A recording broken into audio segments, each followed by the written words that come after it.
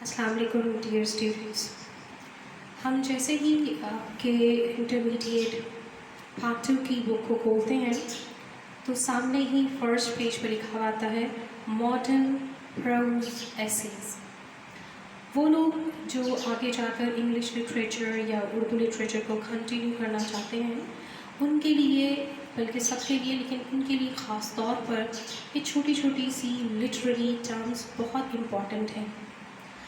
آپ صرف اگر بکس اس لیے پڑھ رہے ہیں کہ مجھے پیپر اٹیمپٹ کرنا ہے تو آپ پھر نالج گین نہیں کر سکتے.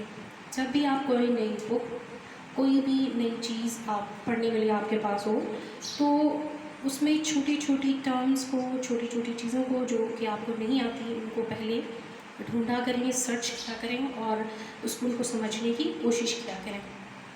اب آپ دیکھیں اگر پوری بک کو یا جتنی بھی رائٹنگس انکلوڈ ہیں ان کو پروز ایسز کا نام دیا گیا ہے تو اس کا مطلب ہے کہ ساری کی ساری رائٹنگس اس ٹائٹل کے انڈر آتی ہیں. تو آپ کو اس ٹائٹل کو آپ کے لیے سمجھنا بہت ضروری ہے. میں کوشش کرتی ہوں کہ ان کو بہت پریسائزلی اور بہت ہی آسان لفظوں میں آپ کو سمجھا دوں کہ یہ کیا ہے. اوکے جی، پہلے ہم دیکھتے ہیں کہ ایسے کیا چیز ہے. ایسے جو ورڈ ہے اس کا مطلب ہے ٹو اٹیمپٹ، ٹو ٹرائی، کوشش کرنا، کسی چیز کے لیے کوشش کرنا. اور اس کو بڑے آسان الفاظ میں اس طرح سے ایکسپلین کیا گیا ہے: a short piece of writing on a particular subject. آپ ایک خاص کسی موضوع کو لیتے ہیں اور اس پہ بڑا ہی پریسائزلی، بڑا ہی بریفلی جو ہے اپنے خیالات کا اظہار کر دیتے ہیں سمپلی آپ کے سمجھنے کے لیے. اب پروز کیا ہے؟ اس کو بھی اگر ہم سمپلی ڈیفائن کریں تو prose is a form of language that has grammatical sentences and paragraphs. اور اس کو مزید میں صرف اگر آپ کو سمجھانے کے لیے کہوں کہ یہ جو ہے جو پروز ہے that is opposite to poetry. ایک ورڈس مجھے یاد آ رہی ہے: وداؤٹ ہز لو بلا in loss can hardly dwell here or across. اب یہاں پر اگر فرسٹ لائن دیکھیں تو اس میں گرامیٹیکل رولز کو فالو نہیں کیا گیا. کوئی از، آر، ایم یا ورڈس کی جو ارینجمنٹ ہے وہ آپ کو گرامر کے رولز کے مطابق نظر نہیں آئے گی. اسی طرح سے اگر اسی بات کو سیدھا سیدھا کہہ دیا جائے، بلا کہے کہ جی میں اللہ تعالیٰ کی محبت کے بغیر نامکمل ہوں اور اس دنیا میں اور آخرت میں اللہ تعالیٰ کی محبت کے بغیر نہیں رہ سکتا، میں یہ اس کے بغیر نہیں رہ سکتا، تو ابھی جو باتیں میں نے سیدھے سیدھے الفاظ میں کہیں وہ ساری کی ساری پروز تھی. ٹھیک ہو گیا جی؟ آئی ہوپ کہ آپ کو یہ ٹرمز سمجھ میں آ گئی ہیں. آپ کا پہلا جو چیپٹر ہے اس کا نام ہے دا ڈائنگ سن اور اس کو لکھا ہے سر جیمز جینس نے.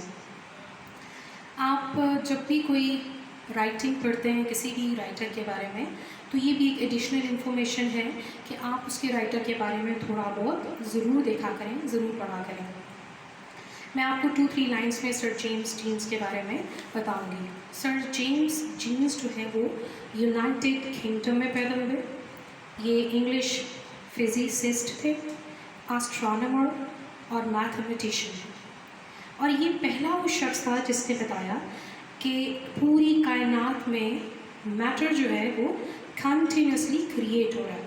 یہ بڑی زبردست تھیری ہے اور جب آپ اس کو پڑھیں گے تو آپ انجوائے کریں گے. آپ ضرور اس کو گوگل کریں اور دیکھیں کہ یہ کیا تھیری ہے.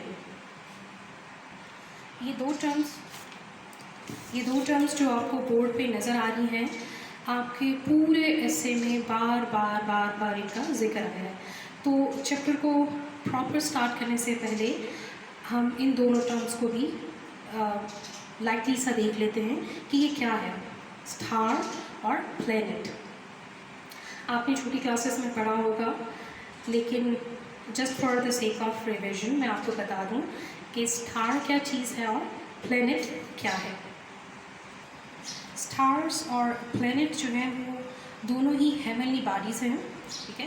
لیکن جو اسٹارز ہیں جیسے کہ آپ ڈائیگرام میں دیکھ سکتے ہیں، اسٹارز جو ہیں وہ اپنی جگہ چینج نہیں کرتے. دے آر فکسڈ، وہ جہاں پر بھی ہیں وہاں پر फिक्स है, जबकि जो प्लैनेट हैं वो अपने ऑर्बिट में भी चक्कर काटते हैं और स्टार के गिर्द भी चक्कर काटते हैं। जिस तरह से बहुत सारे स्टार्स भी हैं और प्लैनेट्स भी हैं।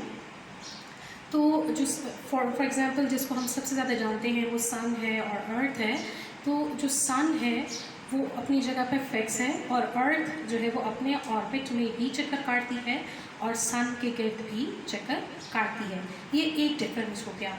अब सबसे जो मेजर डिफरेंस है वो ये है कि जो स्टार है उसकी अपनी लाइट होती है, जो प्लैनेट है उसकी अपनी लाइट नहीं होती।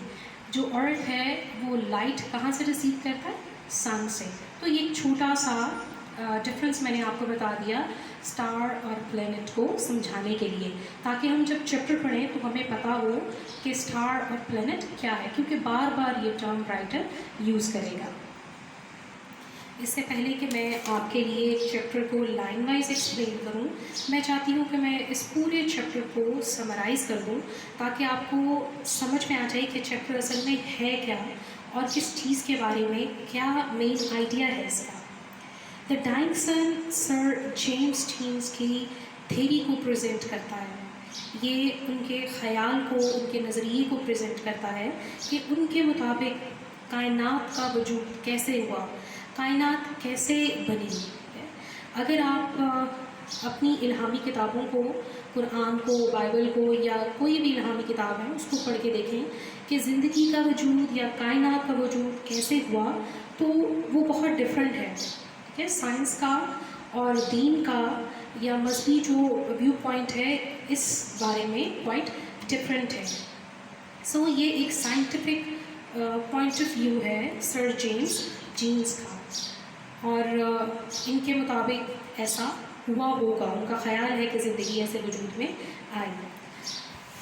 राइटर के मुताबिक ये जो कायनात है वो बहुत बहुत बहुत बहुत बड़ी है। हम उसका अंदाज़ा ही नहीं लगा सकते कि वो कितनी बड़ी है।